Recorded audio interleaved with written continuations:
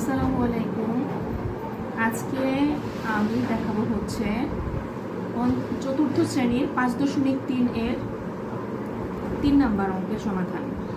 তো 3 নাম্বার অঙ্কের 1 নাম্বারে কি বলছে, 5টি পেন্সিলের দাম 60 টাকা হলে 9টি পেন্সিলের দাম কত? আচ্ছা, এগুলোকে কি করতে হবে? গাণিতিক বাক্যে প্রকাশ করতে হবে। তো এখানে বলছে 5টি পেন্সিলের দাম 60 টাকা হলে 9টি পেন্সিলের দাম কত? আমরা তাহলে কি করব? 60কে আমরা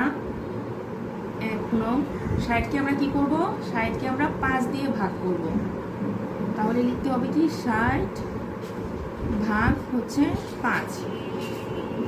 তারপরে গুণকে 9টি পেন্সিলের দাম কত? তাহলে গুণ 9।